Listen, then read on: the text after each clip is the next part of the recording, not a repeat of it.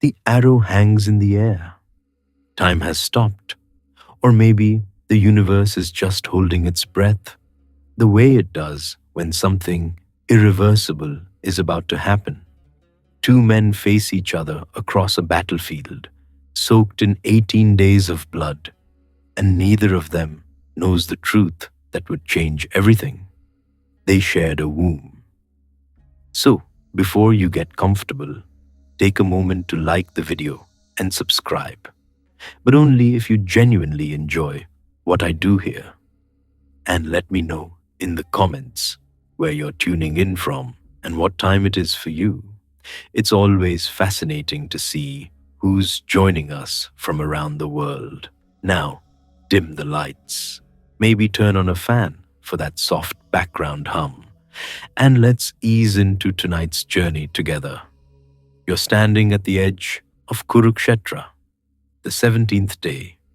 The sun has passed its peak and begun its slow descent, casting long shadows across a plain that no longer remembers what grass looked like. The smell hits you first, iron and dust and something sweeter underneath, something you don't want to identify. Elephants lie in heaps like fallen temples. Broken chariots jut from the mud at angles that suggest violence, so sudden the wood didn't have time to splinter properly. Somewhere to your left, a horse is screaming. It's been screaming for hours. No one has time to end its suffering. But none of that matters right now, because in the center of this apocalypse, everything has gone still. Two chariots face each other, close enough that you can see both drivers clearly, close enough that if either archer released his bowstring, there would be no time to react, no time to dodge, no time for last words or final prayers. On one chariot stands Arjuna, the Pandava prince, the greatest archer the world has ever seen, or at least that's what everyone has always said. His bow, Gandiva, is drawn to his ear. The string hums with a sound like distant thunder, like a storm that hasn't decided whether to break. His charioteer is Krishna himself, the dark-skinned god who speaks of duty and destiny with a smile that suggests he knows exactly how this ends. On the other chariot stands Karna, the man they call the Radheya, son of Radha, the charioteer's wife who found him floating in a basket on the Ganga when he was hours old. His armor is gone now, peeled from his own skin as a gift to a god who came begging in disguise. His earrings are gone too, the divine protection he was born wearing, traded away because he could not bear to refuse anyone who asked. He stands exposed in a way that has nothing to do with physical vulnerability. His chariot wheel is sunk in the mud. He's been trying to free it. His hands are bleeding from the effort. And the arrow, Arjuna's arrow, the crescent-headed Anjalika meant for cutting throats, hangs suspended in the amber light of late afternoon, neither flying nor falling, waiting for something. Permission, maybe. Or witnesses. This is the moment 18 years of hatred has been building toward. 18 years since a young man in golden armor walked into a tournament and matched the prince shot for shot. 18 years since a princess refused to let him compete for her hand because his father drove chariots for a living. 18 years since he swore an oath of friendship to the one prince who saw him as an equal, the wrong prince, the enemy prince, the prince whose cause was doomed from the start. 18 years of insults remembered, competitions lost on technicalities, a war that consumed a generation because two families couldn't share a kingdom and two archers couldn't share a title, the greatest. That's what they both wanted to be. That's what they both needed to be, for reasons that went deeper than pride. Arjuna, because his entire identity was built on being the best, the chosen one, the hero the gods themselves had invested in. Karna, because being the best was the only way to prove that birth didn't determine worth, that a boy abandoned in a river could rise higher than the princes who threw him scraps of recognition from their high tables. They never knew. Through all of it, the tournament, the insults, the war, they never knew they were brothers, same mother, same womb, different fates decided by a girl's panic and a river's current and a basket that floated left instead of right. The arrow hangs in the air, and we're going to leave it there, suspended, waiting. Because before we watch it fly, before we see whose skill or luck or divine favor decides this contest, we need to understand how we got here. We need to go back to the beginning, to a teenage girl standing at a riverbank in the gray light before dawn, holding a basket that was heavier than it should have been, to a training ground in Hastinapura, where a young prince learned that being the best meant being alone, to a tournament where two strangers recognized each other as enemies before they'd exchanged a single word. Tonight, we're asking a question that the story itself refuses to answer cleanly. Who was really more powerful, Karna or Arjuna? But here's what you'll discover as we go deeper. The question is a trap. It assumes power is something you can measure, something that exists independently of the circumstances that shape it.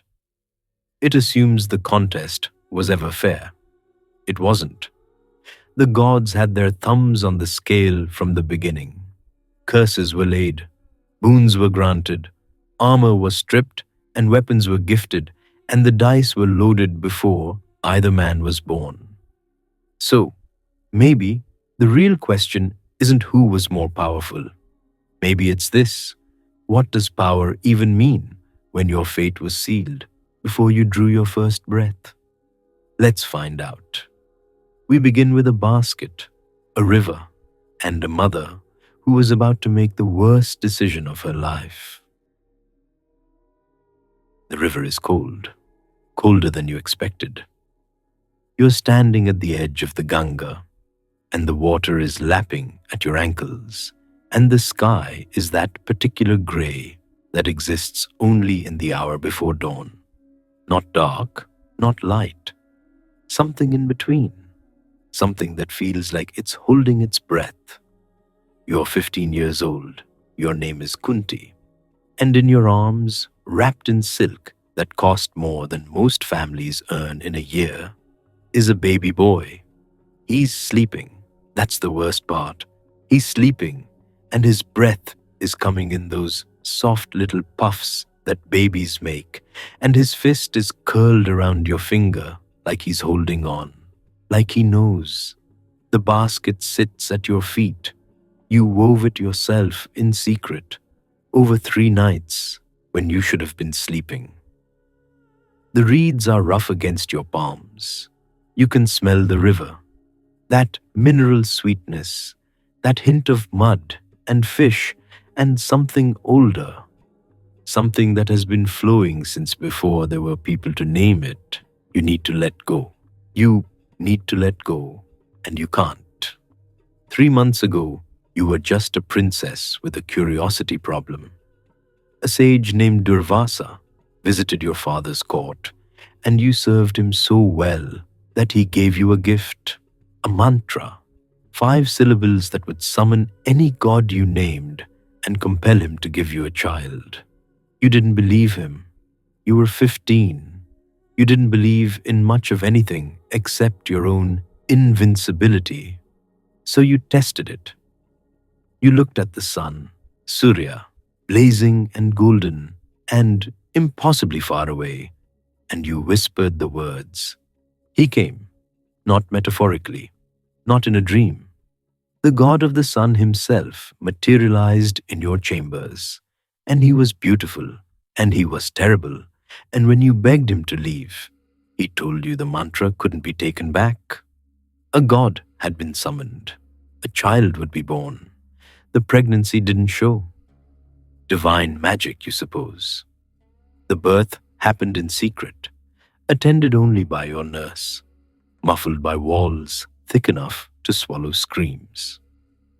And now you're here, at the river, with a baby who came into the world wearing golden armor fused to his skin, earrings already glinting in his ears, gifts from his father, protection that will make him nearly invincible. You're about to throw that protection away. The water pulls at your feet. The baby stirs, makes a small sound, settles again. You're not a monster. You need to understand that. You're a 15-year-old girl in a world where an unmarried princess with a child is not a scandal. It's a death sentence. Not for you, for the child, for your family's honor, for every alliance your father has built over decades. You've done the calculations. You've run through every possibility. Keep him, and you both die. Keep him, and your family falls. Keep him, and the son of the sun god grows up as evidence of his mother's shame. The basket is watertight. You've tested it 3 times. The silk will keep him warm. The river flows south toward settlements, toward people, toward someone who might find him and love him and never know what he is. You're telling yourself he'll be fine. You're telling yourself the armor will protect him. You're telling yourself this is mercy, not murder, not abandonment, not the act of a coward who wants her own life more than her son's. You're lying. You know you're lying. You're going to do it anyway. The sky is lightening. You're running out of darkness. You bend down. You place him in the basket. His hand reaches out, finds nothing, curls back against his chest. The golden armor catches the first gray light of dawn, and for a moment he looks like a tiny god himself, sleeping in a cradle of reeds. You push the basket into the current. It catches, spins once, steadies, and then it's moving, floating away from you, getting smaller. You stand in the shallows until you can't see it anymore, until the river bends and your son disappears around it, until the sun rises properly and burns away the gray, and you're just a girl standing in water, shivering with empty arms and a secret that will eat you alive for the next 30 years. The basket floats south. It passes fishing villages where women are already laying out nets. It slips past temples where priests are beginning their morning prayers. It bobs through rapids that should have capsized it and eddies that should have trapped it, but the current carries it true, as if the river itself knows where this child needs to go. In a small house near the kingdom of Anga, a woman named Radha is praying. She's been praying for years, for a child, for something to fill the silence in her home, to give purpose to the milk her body still produces, though she's never given birth. Her husband, Adhiratha, is a charioteer, a good one, respected, but not wealthy, not powerful, not the kind of man whose prayers get answered first. But today, the river answers. Adhiratha finds the basket caught in the reeds near his bathing spot. He wades out, curious. He lifts the lid. Golden light spills out.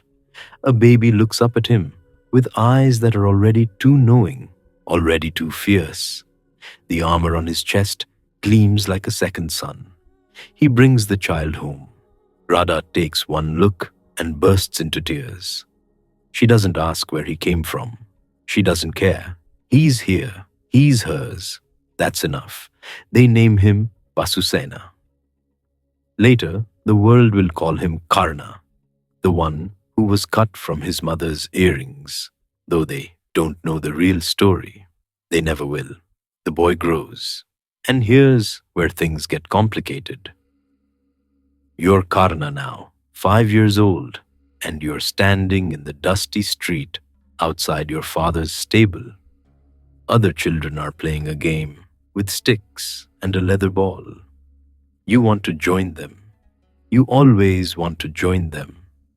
But their mothers are watching, and their mothers see the armor.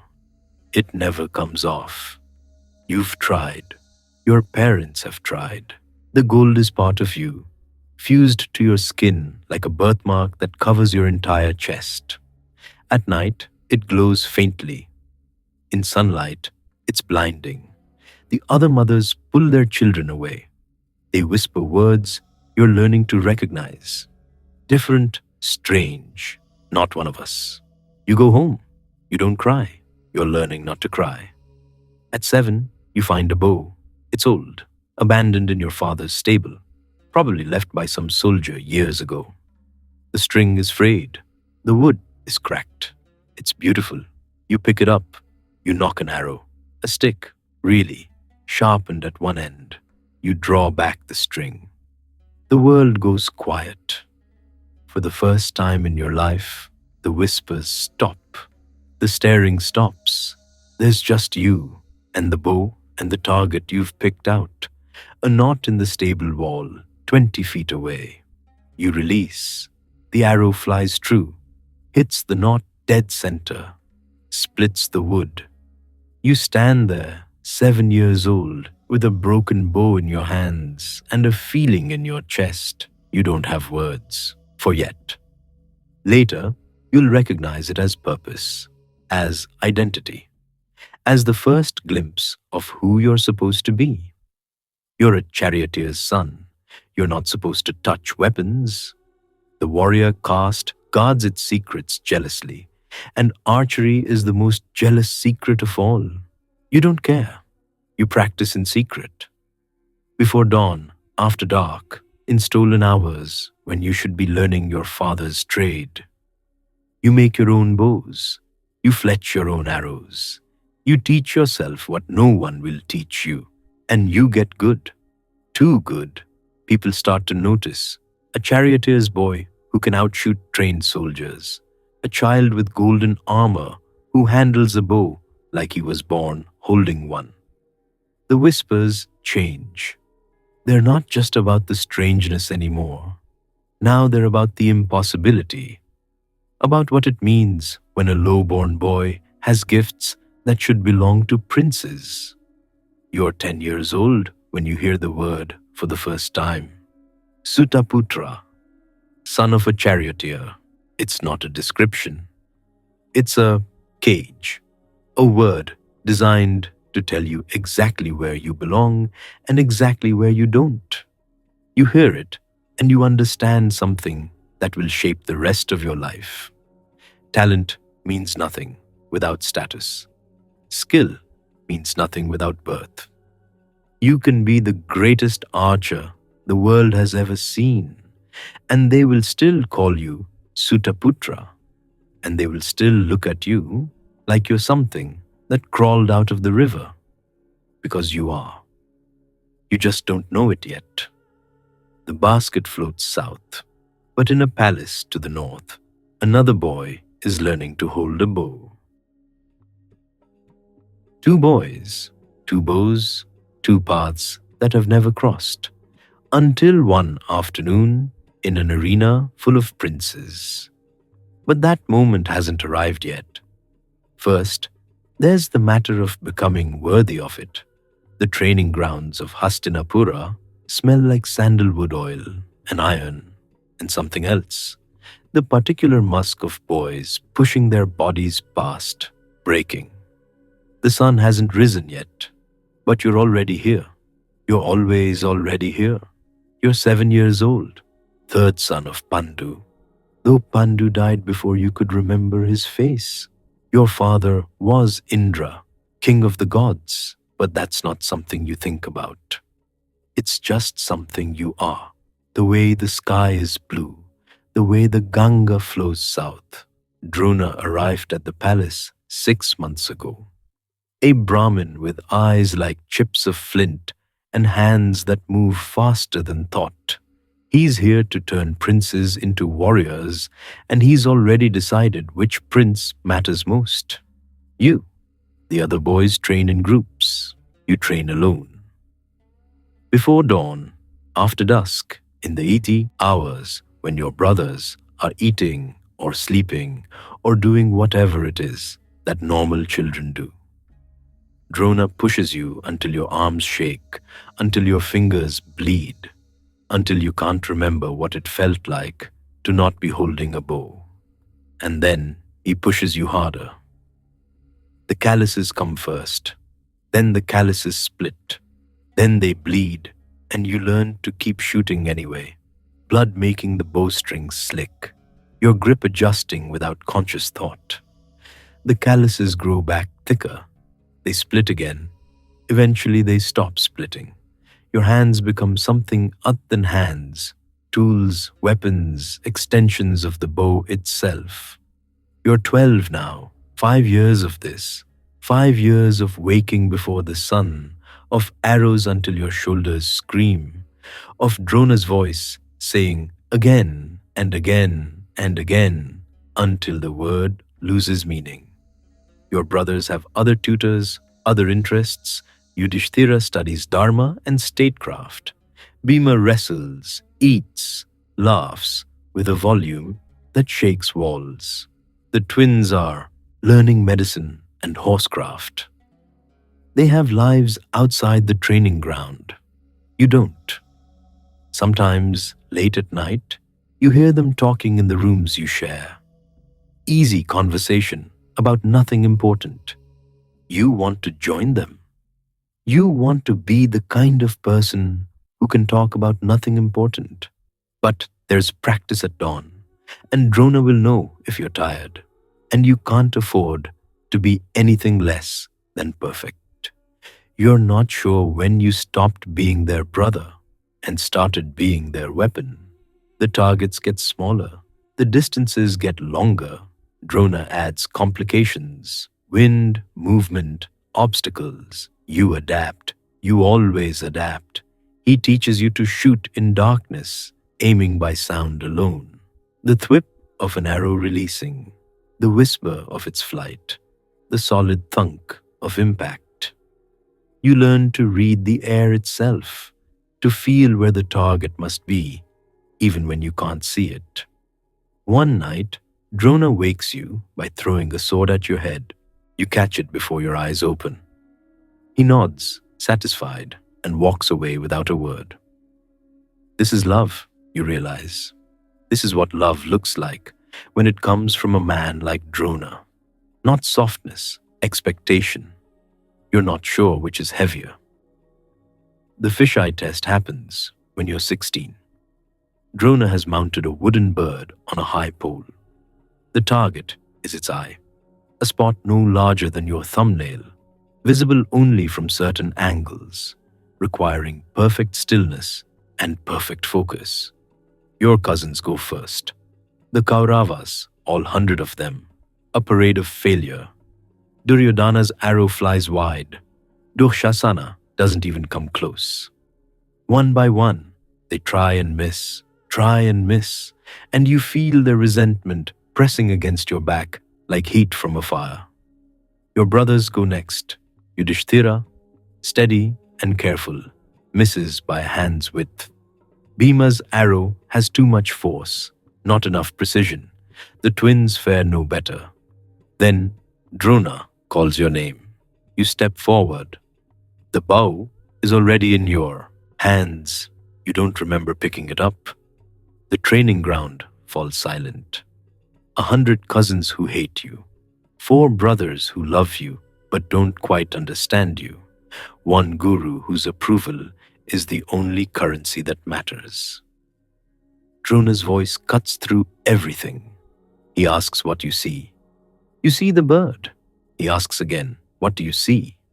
You see the bird's head. Again. His voice is patient, almost gentle. You see the eye. only the eye. The world has narrowed to a point. The crowd is gone. Your brothers are gone. Hastinapura itself has ceased to exist. There is only the eye, dark, wooden, impossibly small, and the certainty that your arrow belongs there. What else do you see? Nothing. You see nothing else. The arrow releases before you consciously decide to shoot. It flies true. It always flies true.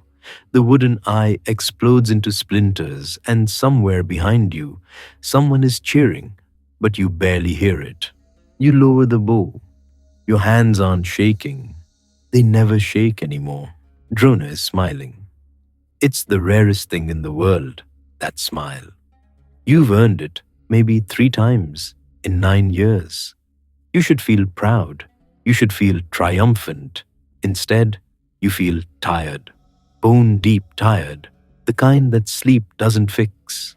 You've just proven you're the greatest archer of your generation, and all you can think about is that tomorrow there will be more training, and the day after that, and the day after that, forever.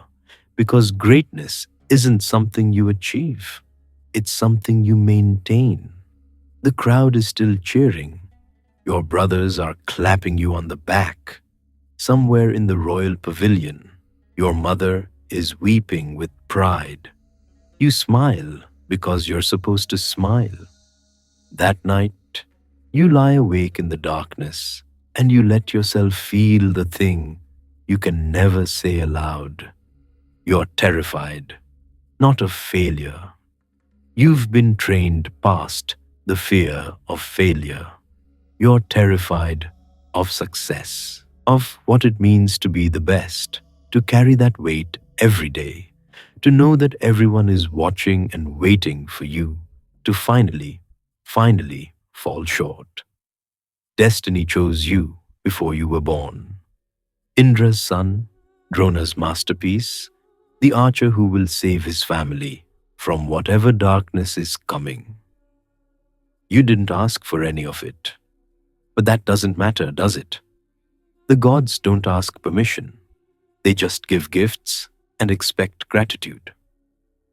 In another part of India, a boy with golden armor is lying awake too. He's thinking about the word Sutaputra. He's thinking about what he'll have to do to prove he's more than a charioteer's son.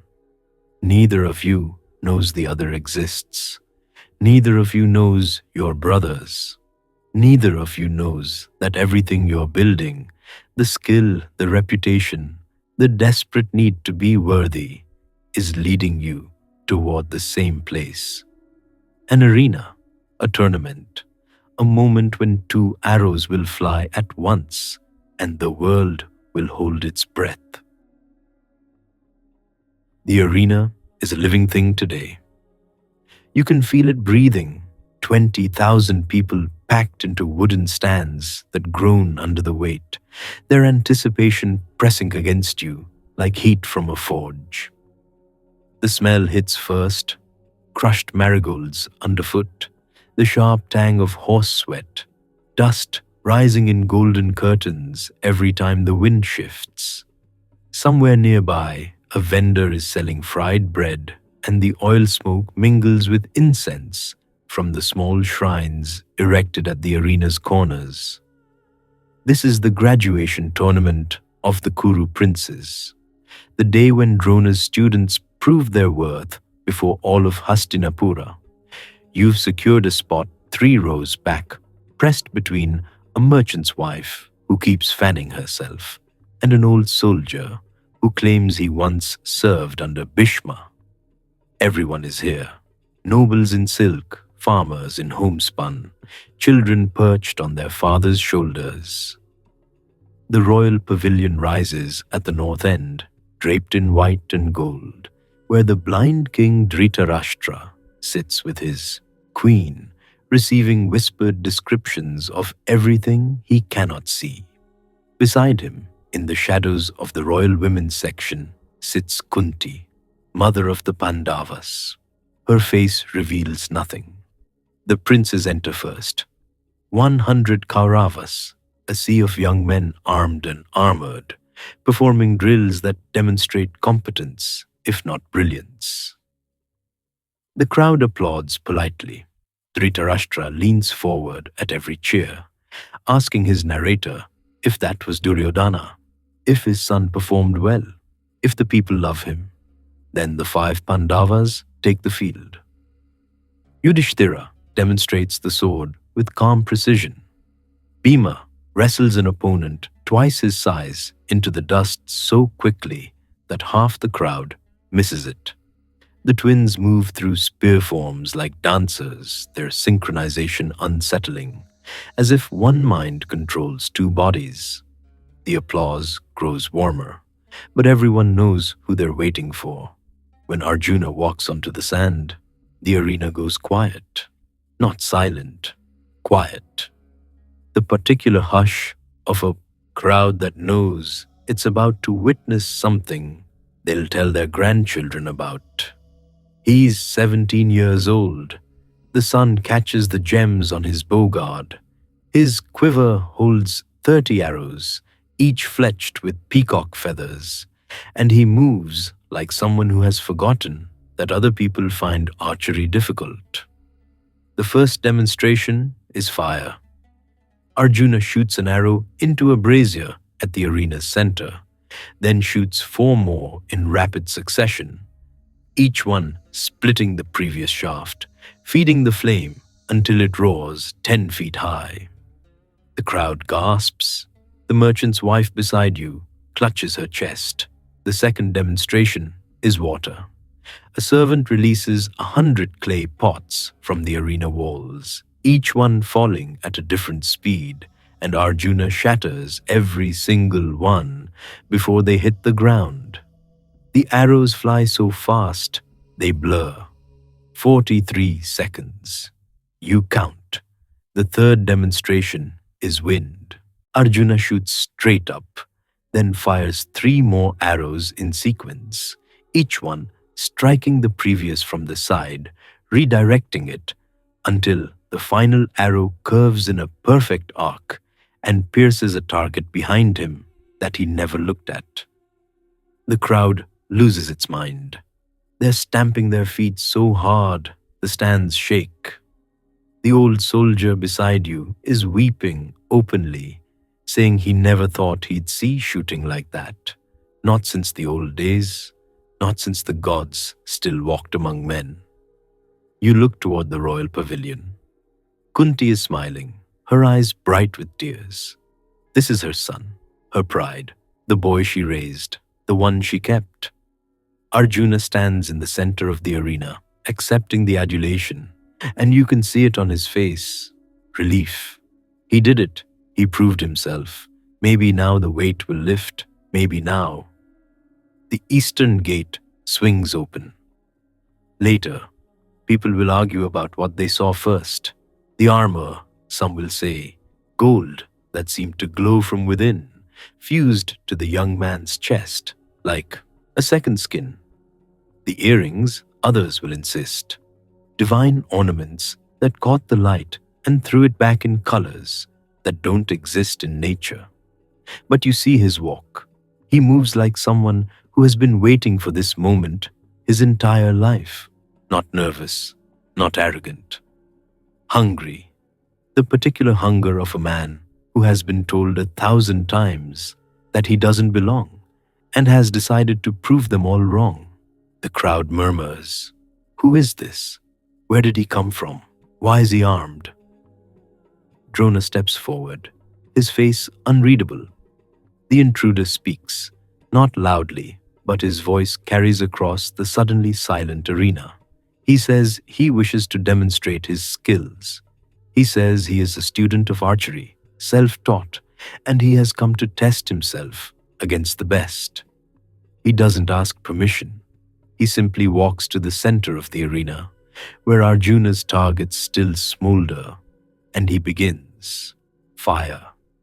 He matches the demonstration exactly. 5 arrows, splitting shafts, the flame roaring higher. Water. Up, servant, uncertain, releases another 100 pots. The stranger shatters them in 41 seconds, 2 seconds faster. Wind, the curved shot, the blind target. Perfect. The crowd doesn't know how to react. They came to celebrate a prince. Now they're watching that prince get equaled by a stranger in golden armor who appeared from nowhere. You're Arjuna now, standing at the arena's edge, your hands still warm from the bow, watching a stranger do everything you just did. Your heart is pounding in a way it hasn't since you were 12 years old and terrified of failing Drona. Who is this? How is this possible? You've trained since childhood.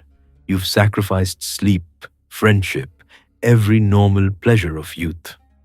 You've held your arm steady until the muscles screamed, shot until your fingers bled, dreamed of arrows in flight so often that you sometimes forget what other dreams feel like. And this man, this stranger, matches you, shot for shot. The crowd is murmuring your name, comparing, questioning. You can feel their doubt like cold water down your spine. 10 minutes ago, you were the greatest archer in the world. Now you're not even sure you're the greatest archer in this arena. Your brother Duryodhana is smiling. You can see it from here. He's already calculating what this means, how he can use this stranger against you. Drona's face reveals nothing, but his silence speaks. Your guru has no explanation for what you're both witnessing. The stranger turns toward you. His eyes meet yours across the sand. You recognize something in them. Not the face, you've never seen him before, but the hunger, the desperate need to prove something that shouldn't need proving. The loneliness of excellence. It's like looking into a mirror made of fire. You're Karna now, standing in the arena you've dreamed about for years, wearing the armor you were born with, finally being seen. The prince is staring at you. Good. Let him stare. Let him understand that birth means nothing, that skill is the only currency that matters, that a charioteer's son can stand where God's children stand and not flinch. Your heart is singing. Every hour of practice, every dismissal, every whispered Sutaputra behind your back. It was all worth it for this moment. The crowd sees you now. The prince sees you. The whole kingdom sees you. You want to laugh. You want to weep. You want to challenge Arjuna to single combat right here, right now, and settle the question forever. But someone is asking about your lineage. The question cuts through your triumph like a blade through silk. Who is your father? What is your family? By what right do you challenge a prince of the Kuru dynasty? The arena waits, 20,000 people, silent, watching you decide what to say. The truth tastes like ash in your mouth. Adhiratha, charioteer, the man who raised you, loved you, taught you everything except how to shoot, because that knowledge came from somewhere else, somewhere you've never been able to explain. You open your mouth to answer, and the words won't come. You're Kunti now, sitting in the royal pavilion, surrounded by silk and sandalwood, watching your world collapse. You recognized him the moment he walked through the gate. The armor, the earrings, the face that looks so much like his father's. Not Adhiratha, the charioteer who raised him, but Surya, the sun god who fathered him on a terrified 15-year-old girl who didn't know what she was doing. Your son, your firstborn, the baby you put in a basket and pushed into the river because you were young and scared and couldn't imagine any other way. He's alive. He's here. He's magnificent. And he's challenging the son you kept. The arena is asking about his lineage, and you know what he'll have to say. The shame he'll have to swallow, the laughter he'll have to endure. Your vision is going dark at the edges. Someone is asking if you're all right. You can't answer. You can't breathe. Two sons, one raised in a palace, the other in a charioteer's hut. One given every advantage, the other given only the gifts he was born with, gifts you gave him, gifts you abandoned him with, gifts that marked him as different his entire life. They're staring at each other across the sand. They don't know. They'll never know, because you'll never tell them. Because how could you possibly explain? The darkness takes you. When you wake, servants are fanning your face, and someone is saying that Duryodhana has made the stranger a king, king of Anga, a kingdom for a demonstration. Your abandoned son has been purchased by your raised son's greatest enemy. You close your eyes again. Some griefs are too large for consciousness. The tournament ends in confusion.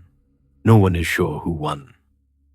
The crowd disperses arguing, some saying Arjuna remains supreme, others insisting the stranger proved himself his equal. Karna walks out of that arena with a kingdom and an enemy. But the real wound comes later, in a different hall, when a princess looks at him and sees only the word Sutaputra and speaks it aloud for everyone to hear. Hatred needs fuel. Both men spent years gathering it. But some fires start with a single spark, a single word spoken in a hall full of kings that burns through everything you thought you knew about yourself. The Swayamvara of Draupadi. You've heard of it for weeks. Every kingdom has. King Drupada of Panchala is offering his daughter, the one born from sacred fire, the one whose skin holds the dark gleam of a monsoon sky, the one the poets already call the most beautiful woman in the world.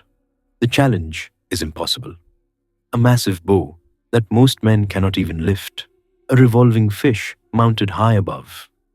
You must string the bow, look only at the reflection in a pool of oil below, and pierce the fish's eye while it spins.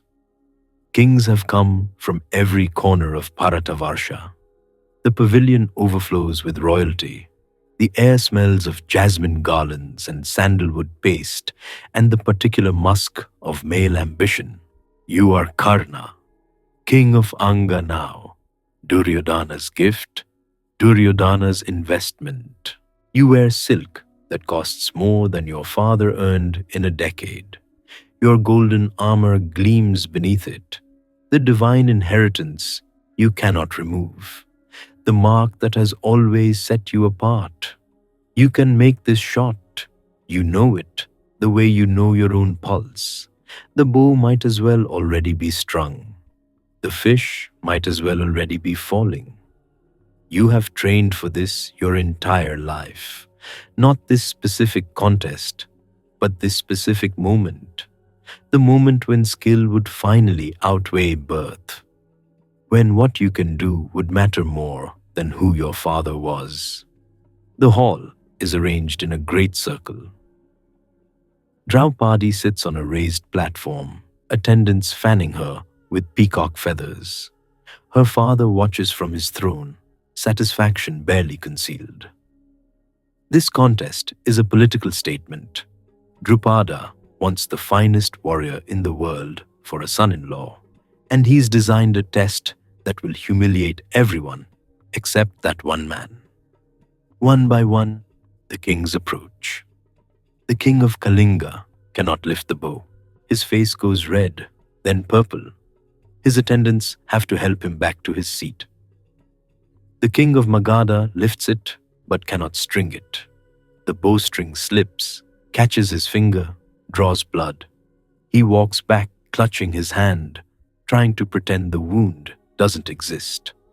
Jarasandha, the mighty emperor, manages to string it. The crowd holds its breath. He raises the bow, looks down at the oil's reflection, and his arrow flies wide, clattering against the far wall. The sound echoes in the silence. Prince after prince, king after king. Some cannot lift it, some cannot string it.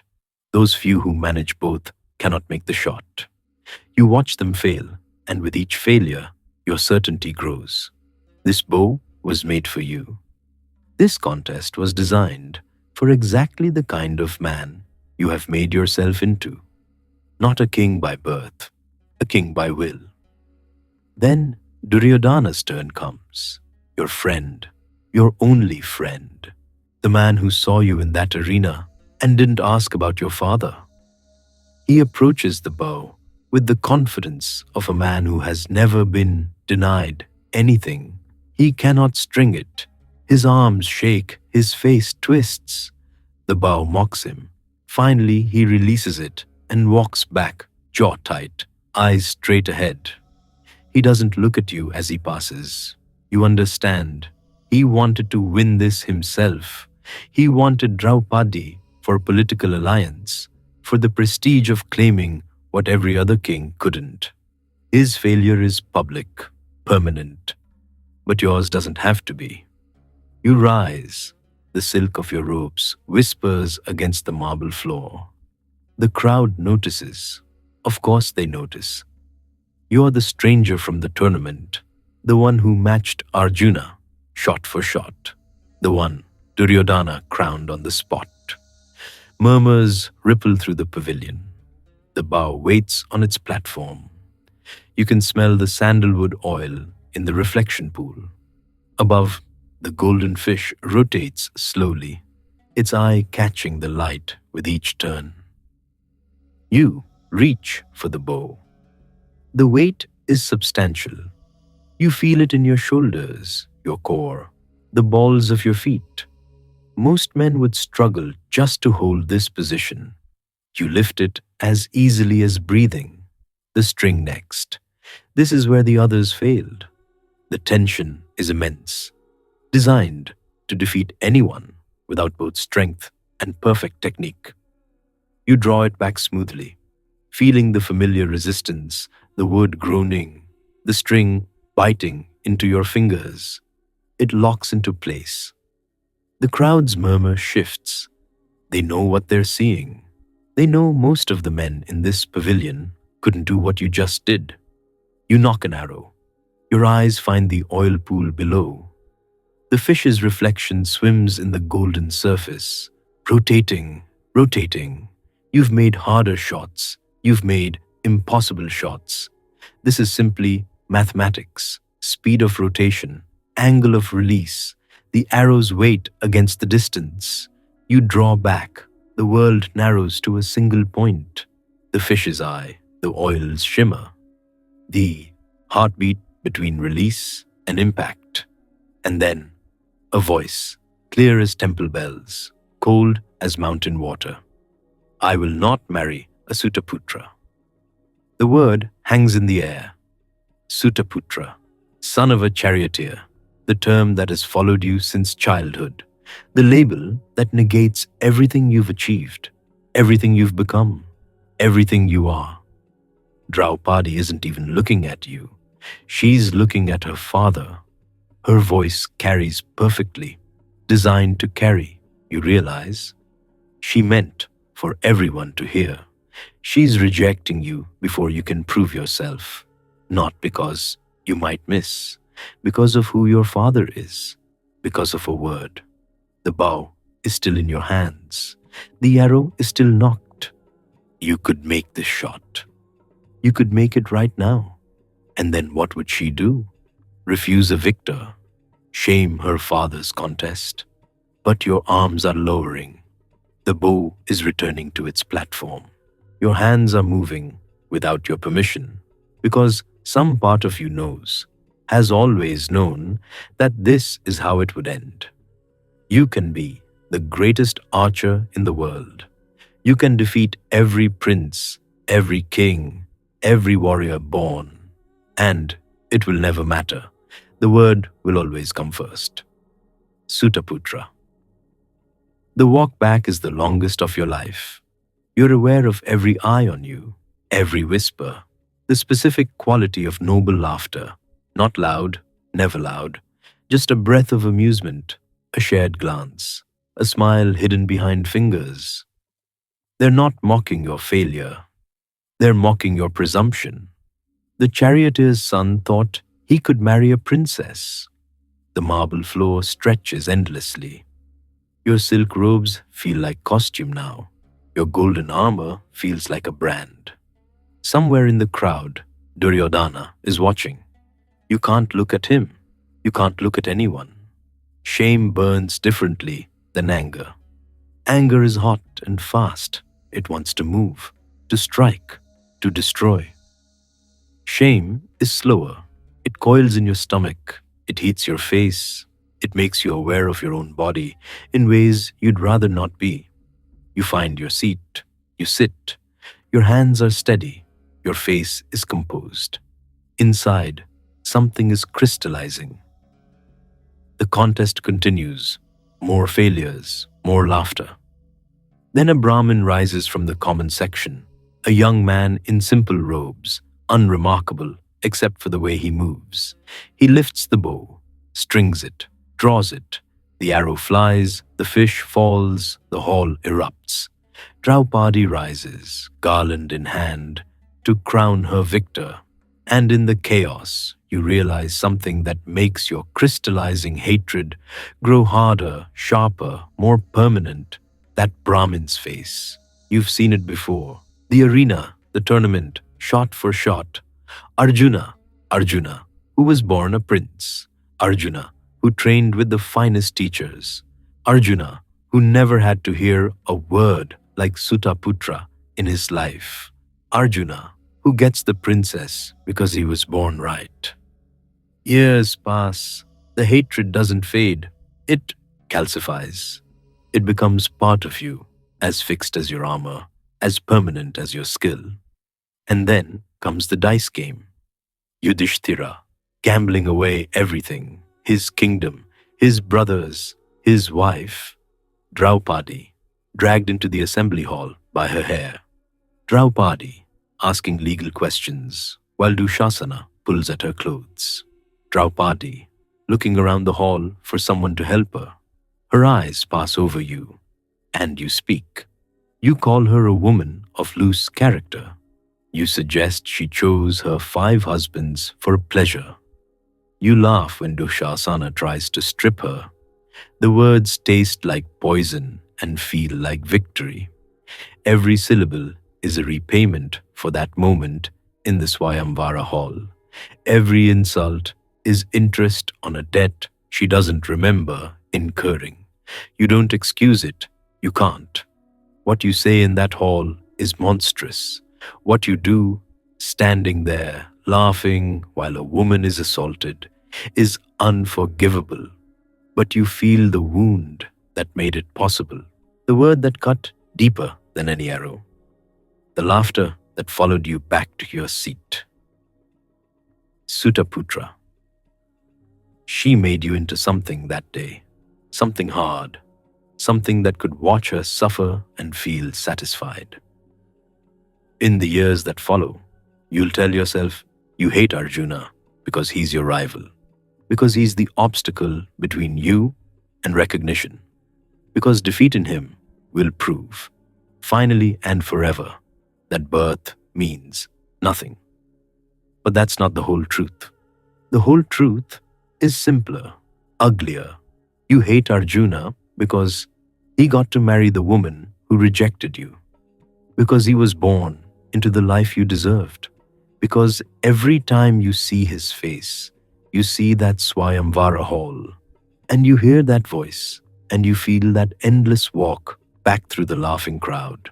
Some wounds don't heal, they just harden, and some hatred doesn't need an army.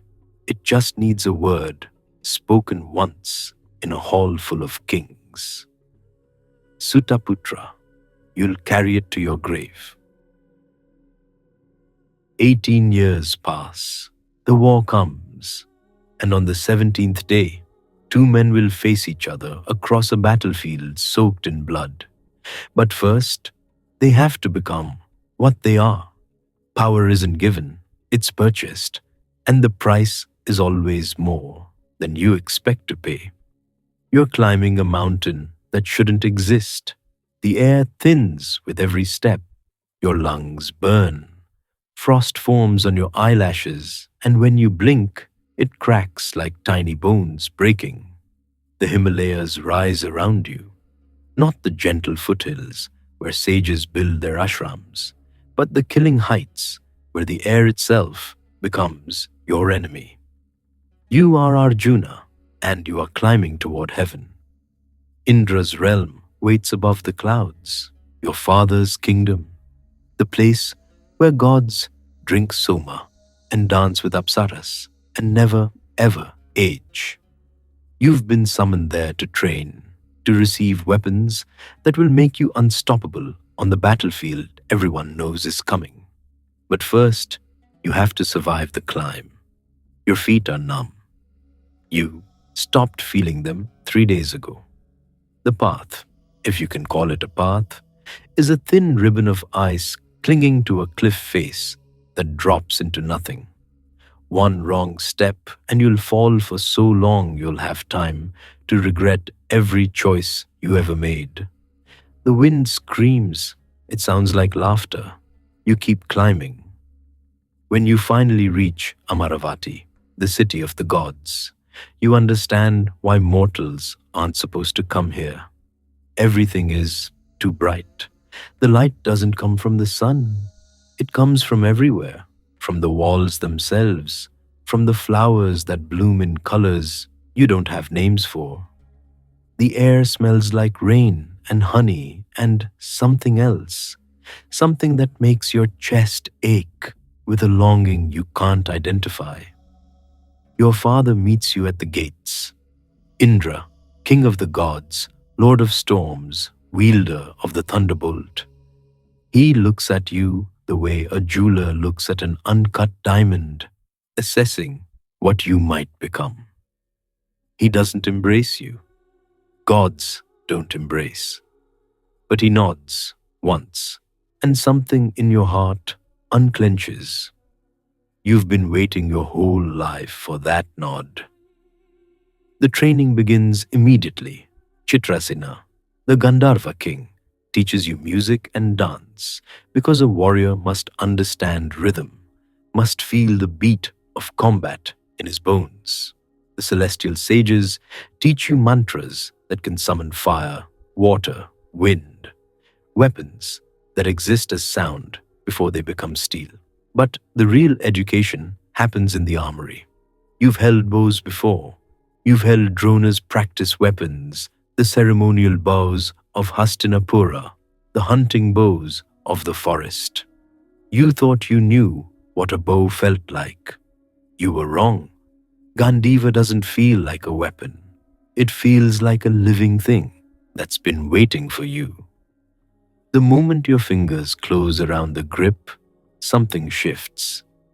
The bow hums, not a sound you hear with your ears, but a vibration that travels up your arm and settles in your chest, right next to your heartbeat. The wood is warm, despite the eternal chill of the heavenly realm. It curves toward you, into you, like it's trying to merge with your body. You draw the string. The world goes quiet. Every arrow you've ever shot was practice for this moment. Every callus, every bleeding finger, every hour while your brothers slept, all of it was preparation for the way Gandiva feels in your hands. Like you've been incomplete your whole life and didn't know it. Like you've finally found the missing piece of your own soul. Your father watches. Something like pride flickers across his face. Then he hands you the quiver. Inexhaustible, he tells you. It will never empty. Every arrow you loose will be replaced by another, and another, and another, until the end of time or the end of you. You spend 5 years in heaven. You learn weapons that can crack the earth, part the seas, summon divine serpents, and celestial fire. You become something more than mortal.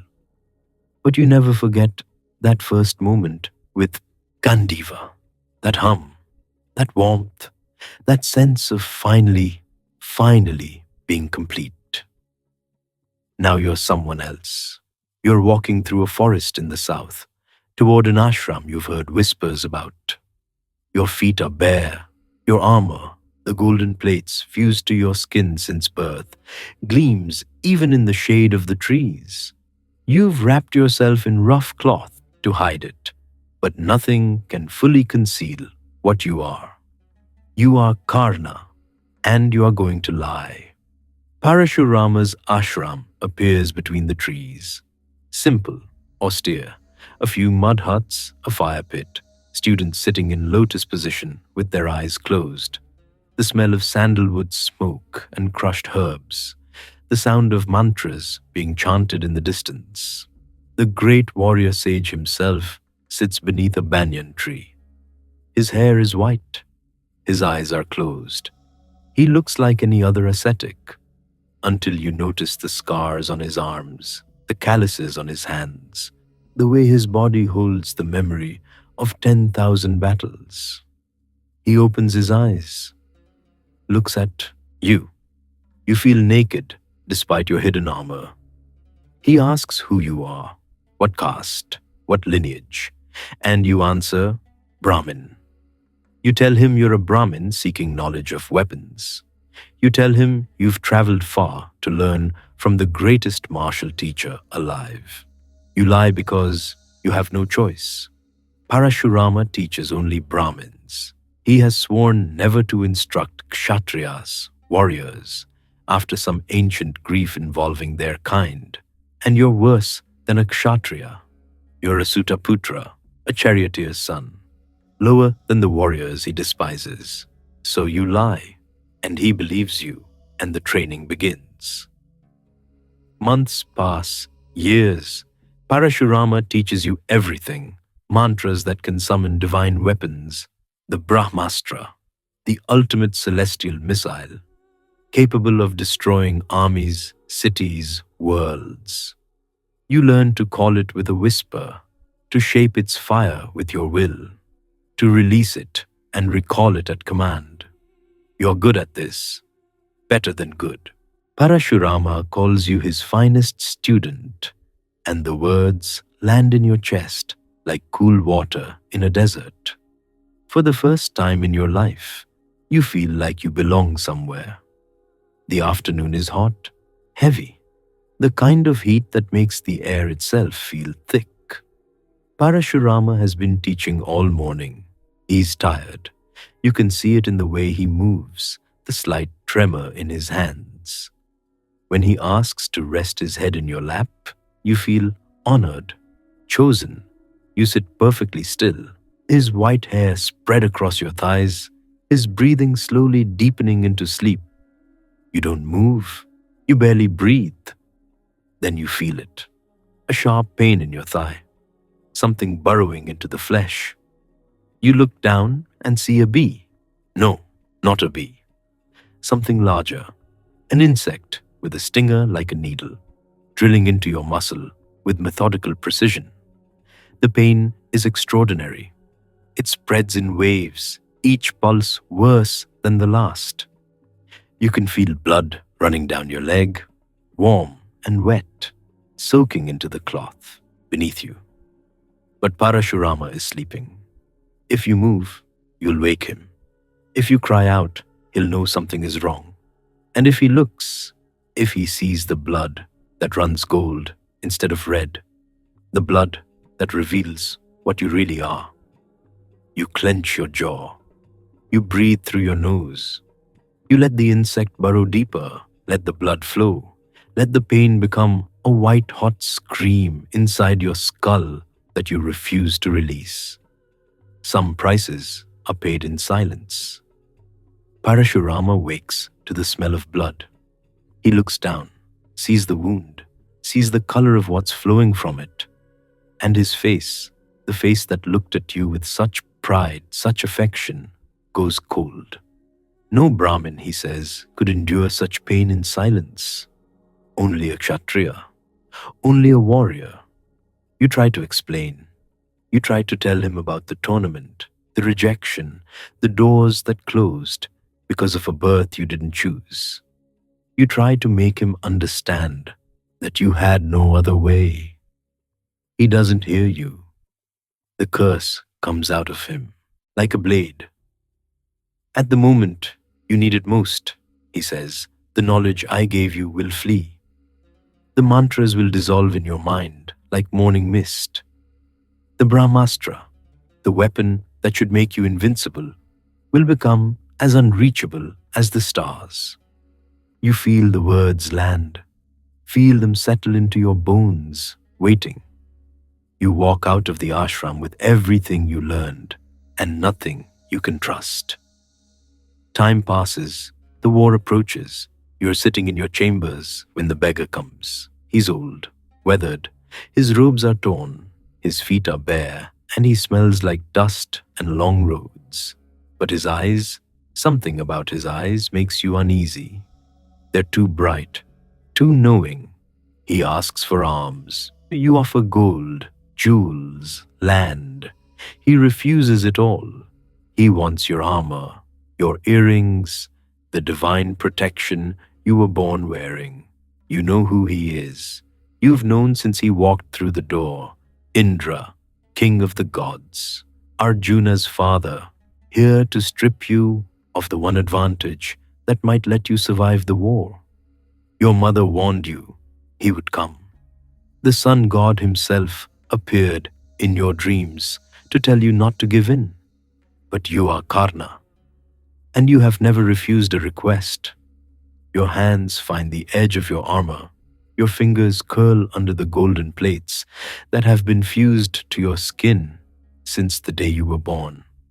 And you begin to pull. The sound is wet, wrong, like tearing leather, except the leather is you. Blood runs down your chest, real blood, red blood, not the golden ichor of the gods. The armor comes away in strips, taking skin with it, taking pieces of yourself you'll never get back. The beggar watches. His face shows nothing. You keep smiling. You keep your voice steady. You keep pulling, strip by strip, until your chest is raw meat, and your divine protection lies in a pile at a false beggar's feet. He gives you something in return, a spear, a single-use weapon that will kill whatever it strikes, once and only once. It's not an equal trade. You both know it. But you're Karna, and you have never known how to refuse. 2 men, 2 journeys, 2 prices paid.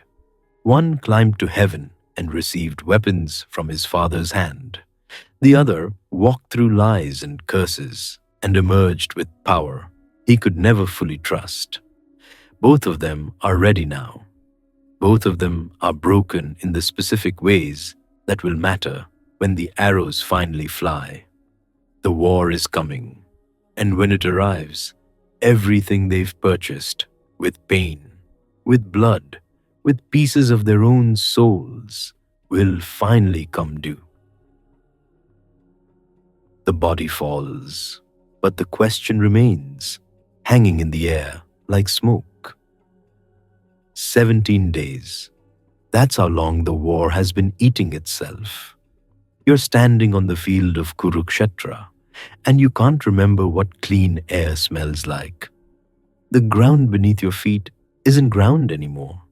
It's a paste of mud and blood and things you don't want to identify. Horses scream somewhere to your left. Elephants trumpet their death songs to your right. The sun is a red smear through the smoke, and it's only mid-morning. This is the 17th day, Karna's second day as commander. He got 2 days. After waiting his entire life for recognition, for command, for the chance to prove he was more than a charioteer's son, he got 2 days. The Kaurava army moves around him like a wounded animal, still dangerous, still massive, but bleeding from 100 cuts it can't staunch. Bhishma is dead. Drona is dead. The men who should have won this war lie in the mud with everyone else. And now it's Karna's turn to try. His chariot cuts through the chaos, Shalya at the reins. Shalya, king of Madra, Duryodhana's choice for Karna's charioteer. You need to understand what this means. In this war, your charioteer isn't just the person who drives. He's your second set of eyes, your tactical advisor, the voice in your ear when arrows are screaming past your head. He needs to believe in you the way you believe in yourself. Shalaya doesn't believe in Karna. Shalaya was tricked into fighting for the Kauravas through an elaborate deception involving hospitality and obligation. But his heart belongs to the Pandavas. His sister is their mother.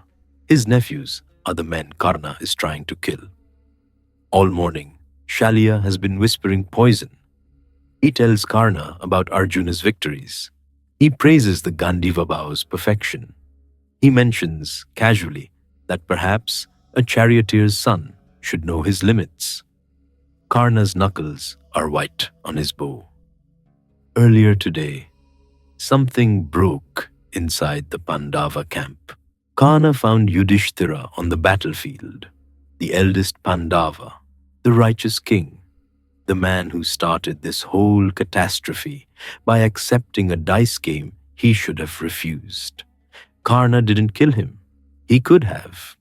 Instead, he wounded him, mocked him, sent him fleeing back to his tent in humiliation. It was a choice. Karna had promised Kunti he would only kill one of her sons, Arjuna or himself, but not both. The other four would live, so he let Yudhishthira go, carrying his shame like an arrow lodged between his ribs. But Yudhishthira didn't understand the mercy. All he felt was the humiliation. When Arjuna came to check on him, Yudhishthira exploded. Years of pressure, years of being the responsible one, years of watching his brothers fight the war he caused. It all came pouring out. He accused Arjuna of cowardice, of breaking promises, of letting Karna live when he should have been dead years ago. Then he said the unforgivable thing. Give your bow to someone braver.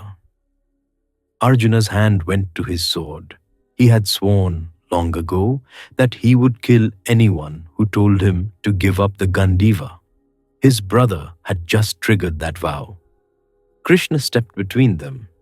He talked Arjuna down from fratricide with careful logic about the flexibility of dharma, about how vows can be fulfilled symbolically rather than literally. Arjuna satisfied his oath with harsh words instead of blood. The brothers wept and embraced, but the damage was done. The righteous family had nearly turned on itself. Now you're Arjuna, and your hands are still shaking. The chariot moves beneath you, Krishna's steady presence at the reins. But you can't stop thinking about how close you came. Your own sword drawn against your own brother. The vow that almost made you a kinslayer before the day's fighting even began. The Gandiva feels heavier than usual. The inexhaustible quiver feels like it's full of stones. Somewhere ahead, Karna is waiting. Karna, who has been waiting your entire life. Karna, who showed up at your graduation tournament and matched you shot for shot. Karna, who has haunted your reputation like a shadow you can't outrun. Today, one of you will die.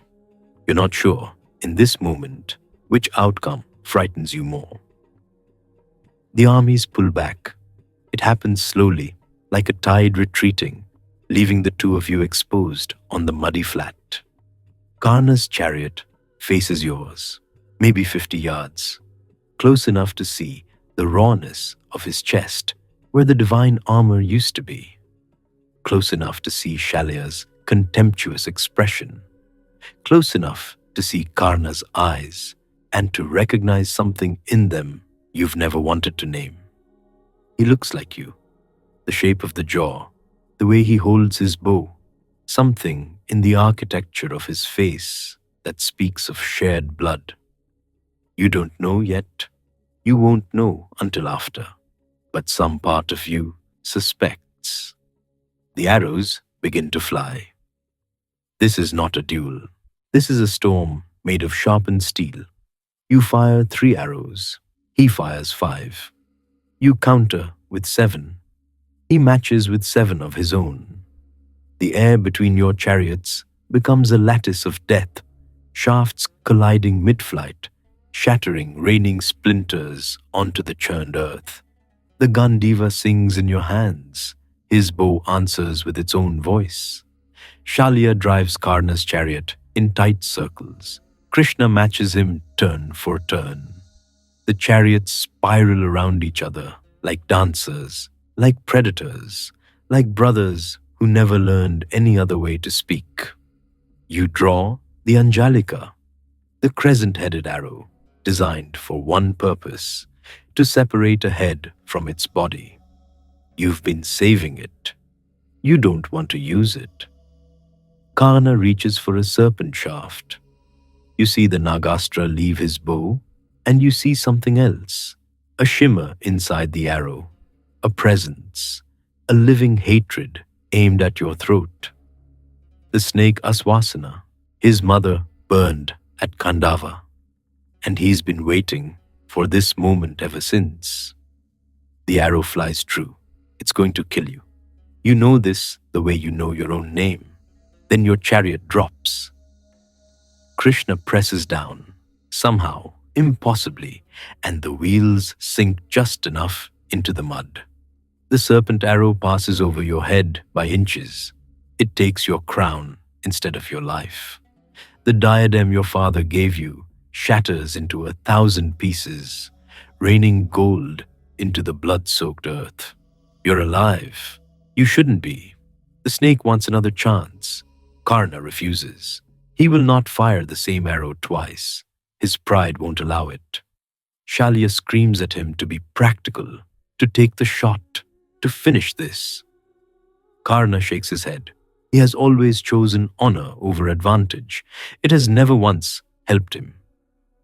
Then the wheel sinks. You see it happen. The left wheel of Karna's chariot catches in a soft patch of ground, maybe a corpse buried shallow, maybe just mud that chose this moment to give way. The chariot lurches. Karna stumbles. The curse activates. He leaps down, hands on the wooden spoke, and you watch his face change. The mantras he needs, the words that would summon the Brahmastra, the weapon that could end you, they're dissolving in his mind like sugar in rain.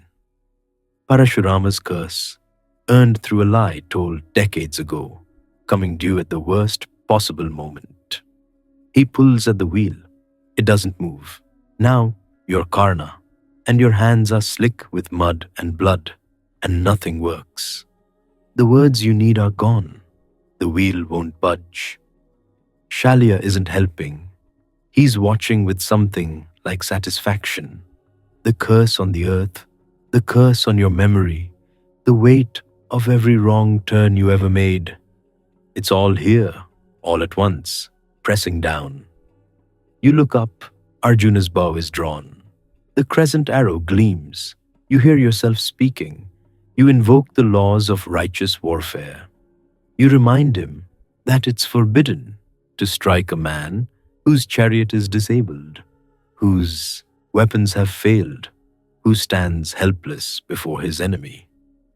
You're asking for the Dharma you were always denied. Krishna's voice cuts through the chaos. He asks where this Dharma was when they poisoned Bhima, where it was when they burned the house of Lak, where it was when Draupadi was dragged by her hair into the assembly hall, and you, Karna, suggested she be stripped. Where was Dharma when Abhimanyu was surrounded by 6 warriors and butchered like an animal? You have no answer. There is no answer. The arrow releases. It moves slowly. Or maybe time has simply decided to be kind, to give you this one last moment of clarity. You see the crescent blades spinning toward you. You see Arjuna's face, grief and rage, and something else, something that looks almost like recognition. You see the sky above Kurukshetra, red with smoke and sorrow. You think of your mother, not the one who raised you, the one who let you go. You wonder if she's watching. You wonder if she'll finally claim you now that you're about to die. The arrow finds your throat. Silence. The screaming stops. The elephants stop. Even the wind holds its breath. Karna's body falls. The golden earrings, the ones Indra didn't take, the last remnants of his divine inheritance, catch the light as he drops. Arjuna doesn't move. The Gandiva hangs loose in his grip. Somewhere, a mother is about to learn that both her sons died today. One in body, one in every way that matters. The wheel is still stuck in the mud. The battlefield grows quiet. The stars emerge, one by one. You're standing over him. You don't remember walking here. You don't remember lowering your bow. But here you are, close enough to see the blood pooling beneath his neck, close enough to smell the copper and the churned earth, and something else, sandalwood, faint from the oil he must have used this morning. This morning, when he was alive, when he woke up and prepared for battle and didn't know this was his last sunrise. The golden earrings are still catching starlight. His eyes are open. They look like yours. Krishna's hand is on your shoulder. You didn't hear him approach. The chariot wheels are silent now. Everything is silent. The kind of silence that presses against your ears like water. He tells you something. His voice is gentle, the way you'd speak to someone who's just been wounded. But the words don't make sense at first. They're just sounds, syllables that refuse to arrange themselves into meaning. Then they do, and the world tilts. Brother, the word echoes in the hollow space where your chest used to be. He tells you who Karna's mother was. He tells you about a girl, 15 years old, standing at a river's edge before dawn. He tells you about a basket, a baby, a secret kept for decades while 2 sons grew up on opposite sides of a war that was always coming. Your mother's son, your mother's firstborn, the man you just killed. You make a sound. It's not a word. It's not a scream. It's something older than language, the noise an animal makes when the trap finally closes. You're on your knees. You don't remember falling. The mud is cold and wet, soaking through your armor, and Karna's blood is mixing with it. And somewhere in the rational part of your mind, you know you should stand up. You should maintain dignity. You should be the warrior prince of Hastinapura. But you can't stop making that sound.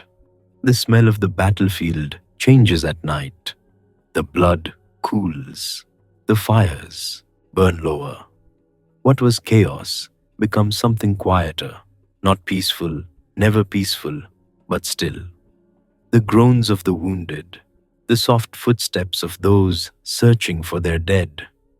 You stay there, kneeling beside him, until your brothers come to find you. Yudhishthira's face when he learns.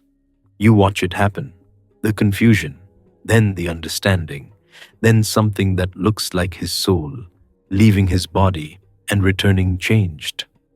He won the war. He's about to lose everything else. Bhima doesn't speak.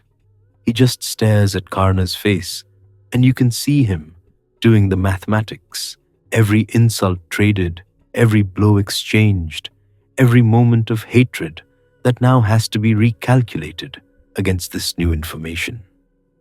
Nakula and Sahadeva stand apart, uncertain. They're the youngest. They never hated Karna the way the rest of you did. But they're doing the same math. Everyone is doing the math.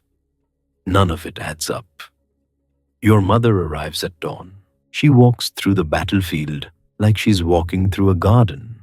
Careful steps, eyes fixed ahead, face composed into something that isn't quite grief and isn't quite peace. She's been composing that face for 40 years. She kneels beside Karna's body. She touches his forehead. She adjusts his hair the way a mother does for a sleeping child. She doesn't cry. You realize, watching her, that she's already cried for him. She's been crying for him since the morning she let go of that basket. Every day since then has been a funeral she couldn't attend. The question everyone wants answered, who was more powerful, dissolves like morning mist. You think about what Karna carried, the curse that stole his knowledge at the crucial moment, the armor he peeled from his own skin, the father who took back his protection, the teacher who betrayed him, the birth that branded him, the mother who chose silence. You think about what you carried, Indra's weapons, Krishna's guidance, a birth that opened every door, a guru who loved you best, divine blood that was never questioned, the scales were never balanced. Here's what power means when the gods stack the deck. Nothing. You could spend the rest of your life, and you will, wondering what would have happened if Karna had kept his armor, if the curse hadn't activated, if the wheel hadn't sunk, if anyone at any point had told either of you the truth. You could replay every shot, every counter, every moment where the outcome trembled on a knife's edge. But you already know. You've always known. It could have gone either way. The priests prepare the funeral rites. Karna will be cremated with full honors. Kunti has insisted, and no one has the strength to argue. She reveals his lineage publicly now, when it costs her nothing and changes nothing and saves no one. You stand beside the pyre. The smoke rises, thick and fragrant with ghee and sandalwood. The flames catch his hair first, then his face, then the body that held all that skill and all that rage and all that desperate hunger for recognition. You think about the tournament, the young man who walked through the eastern gate, matching you, shot for shot, and how your first feeling wasn't hatred, but recognition. You knew somehow. Some part of you always knew. Victory tastes like ash. They'll sing songs about this battle. They'll debate who was greater. Scholars will write treatises. Priests will draw lessons. Children will play at being Arjuna or Karna in dusty courtyards for 1,000 years. None of them will know what it felt like to stand here, to smell the smoke, to understand too late that you spent your whole life killing your brother. The fire burns down, the stars fade. Dawn comes to Kurukshetra, soft and grey, like the world is embarrassed to be seen in full light. You don't have an answer. The story doesn't give you one. Who was more powerful? Two boys who never knew they were brothers. Two arrows that could have gone either way. A mother who lost both her sons the day she let go of that basket. The question isn't who was stronger. The question is what strength even means in a world where a 15-year-old girl's choice echoes through 40 years of war. Somewhere in the ashes, a piece of gold glints, one of the earrings maybe, or a fragment of the armor he gave away, or nothing, just a trick of the light. The kind of thing that happens when you've been staring at fire too long. You bend down to look. There's nothing there. There was never anything there except two brothers, one bough between them, and a river that carried away everything that might have saved them both. And now, beautiful soul, let the story carry you into dreams. The fires of Kurukshetra burn low, not the roaring pyres of the battle's peak, but the soft orange glow of embers settling into ash. The kind of fire you watch when there's nothing left to do. The kind that asks nothing of you except to sit, to breathe, to let the warmth find your face while the cold night presses against your back. You're still here on the field. But the field is different now. The screaming has stopped. The conch shells are silent. Even the jackals have finished their work and moved on to wherever jackals go when dawn approaches. What remains is the particular quiet that comes after catastrophe. Not peace, exactly, but the exhaustion that sometimes wears peace's face. Somewhere in Hastinapura, Kunti sits alone. Not in the royal chambers, not surrounded by the surviving sons who will soon be kings. She's found a small room, maybe a storage space, somewhere no one will think to look for thee. Mother of victors, the oil lamp flickers, the flame catches her face in fragments, an eye, the curve of a cheek, hands folded in her lap that haven't stopped trembling since the arrow flew. She never told them. 40 years of silence.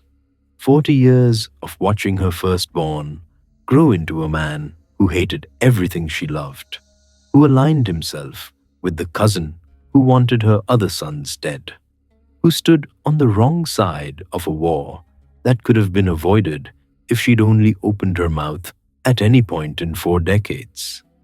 She told herself she was protecting him, protecting them, protecting the fragile architecture of legitimacy that kept her family on the throne, a mother's silence as political strategy. But here, in the dark, with the lamp guttering and the distant sound of victory celebrations, she cannot bring herself to join. The truth is simpler and worse. She was ashamed, ashamed of the girl who tested a boon she shouldn't have had, ashamed of the basket, the river, the letting go. Ashamed that her first act as a mother was abandonment, and every act after was pretending it never happened. You can feel her grief from here. Across the miles, across the battlefield, it radiates like heat from a forge. The particular quality of a loss that can never be spoken aloud, because speaking it would require confessing the original sin. She had 2 chances, 2 moments when the truth might have changed everything. Before the war, she went to Karna, found him alone, told him everything, who his father was, who his brothers were, that the throne could have been his by right. She begged him to switch sides. He refused. He told her that Duryodhana was the only person who ever saw his worth when it mattered. He would not betray that loyalty, not even for a mother who had betrayed him first. But he made her a promise. He would only kill one of her sons. Either Arjuna would die or Karna would. Either way, she would still have 5 sons when the war ended. She has 5 sons now. The math worked out exactly as promised. It just doesn't feel like 5. The golden armor is gone, melted down probably, or buried with the body, or scattered across the battlefield in fragments too small to recover. The earrings that marked him as the sun god's child, those went to Indra years ago, traded for a weapon Karna used to kill a different enemy entirely. Nothing remains of the boy in the basket, nothing except the hollow space in a mother's chest that will never fill, no matter how many grandchildren she bounces on her knee, no matter how many years pass, no matter how many priests tell her that her son's victory was Dharma fulfilled. She knows what Dharma cost. She paid the price before anyone else did. Let the image fade. Let Kunti grow distant, a silhouette against lamplight, then a shadow, then nothing but the sense of her. A woman alone with a truth too heavy to carry and too shameful to set down. The battlefield is quiet now. You're lying on the grass. There's still grass here in patches where the chariots didn't churn and the blood didn't soak too deep. The ground is cool against your back. The stars are beginning to fade as the sky lightens at its edges. You can still see them if you close your eyes. Two boys, one in golden armor that glows like it contains its own sun, one with a bow that hums with something alive, something eager. They're facing each other across a distance that is also 40 years. That is also one mother's choice. That is also the arbitrary cruelty of a world that sorts people into categories before they take their first breath. The arrow hangs in the air between them. It will always hang there. In every telling of this story, in every sleepless night when someone wonders who was really more powerful, in every moment when a person looks at their own life and asks whether they were the hero or the villain of their own story, the arrow hangs. It doesn't need to land. The landing was never the point. Your breath slows, the stars fade, the grass beneath you is soft, and the night is warm. And somewhere very far away, the Ganga is still flowing, the same river that carried a basket, that received the ashes of warriors, that keeps moving no matter what human tragedies play out along its banks. The story doesn't end. Stories like this one never do. They just grow quieter. The voices fade to whispers. The images blur at their edges. The great questions, who was stronger, who was right, who deserved what they got, those dissolve like mist over water. What remains is simpler. Two brothers, one womb, a lifetime of not knowing, and then a single afternoon of knowing too late. The rivalry is over now, not because one of them won, but because the place they've both gone doesn't keep score, wherever they are, and the stories have different answers, some saying heaven, some saying reunion, some saying a peace that passes understanding. They're not enemies anymore. They're not even rivals. They're just two souls who came from the same place and took different rivers to get back there. Sleep now. Let the fires burn down to nothing. Let the battlefield fade to black. Let the arrow finally, gently, come to rest. Not in flesh, not in victory, not in defeat, but in the soft darkness where all stories eventually go. The night holds you. The silence holds you. Somewhere in the space between waking and dreams, two brothers are sitting together by a river, and they're not fighting anymore. They're just watching the water flow, breathing, resting, at peace. The stars are gone now. The sky is that perfect darkness that comes just before dawn, or just after you close your eyes, or in the place where stories live when no one is telling them. You're drifting. That's good. That's right. The basket floats downstream. The arrow hangs suspended. The golden armor glows soft in the darkness, then dims, then fades entirely. Two brothers, one river, and the long, quiet rest that comes after everything else falls away.